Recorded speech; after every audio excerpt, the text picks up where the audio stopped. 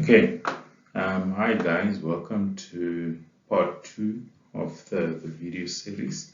So now, what I want us to do is to actually look at more different types of querying information, and what you're going to look at is subqueries. So if you're having, for instance, a search condition where you've got a weight loss, then you can actually have a subquery. So there's like more than one types of subquery. One is where your output is going to have a single value, or where your output is going to have more than one value that you are outputting. So if you look at the example here, so if you look using a single query output, so you for instance saying select all from student, where the student ID equals select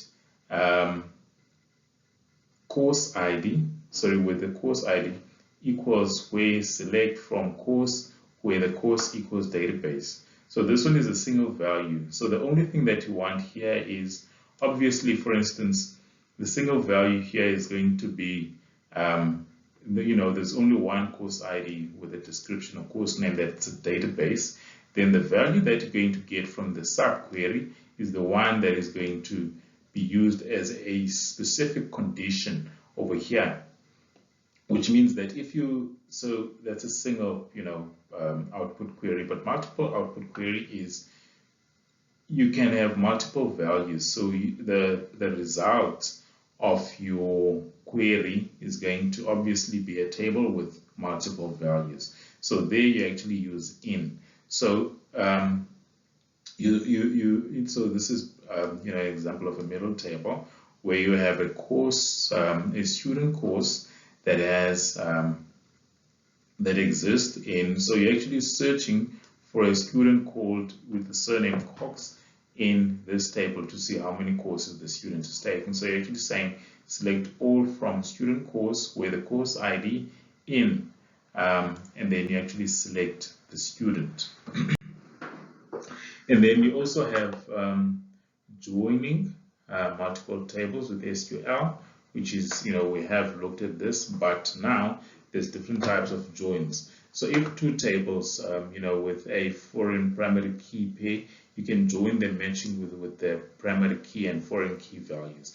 So an example is you select the two columns, and then you specify the two tables, and then you just give the names to the tables.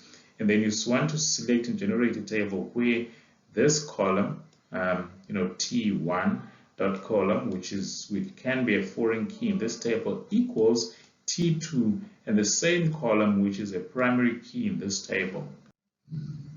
And then if you actually, so now if you want to use the join keyword with a condition, then you can actually use, you can join that, the table specifying, in the from clause. So what you do is you select the columns and then you say from table, and then you join that to, so you join table 2 on. So you actually use the on keyword and say table.column equals table2.column. So these are the foreign and primary keys of these tables, and that is where you actually want to join them. And then you specify your condition if you've got that condition. And then different types now of join conditions. So you can have an inner join, an outer join, or a self join. So many database software supports, multiple joins, but you're only going to look at a few. So if you're looking at an inner join, so this is like the most used one. So when joining tables, they must have a common column such as the foreign and primary key pair. So here, if you've got, for instance, say you doing like, you're selecting columns, then you want to say table 1 and you want to join table 2. And then you do the on, which is the example that we had, and then you specify the two tables where the foreign and primary key relationships.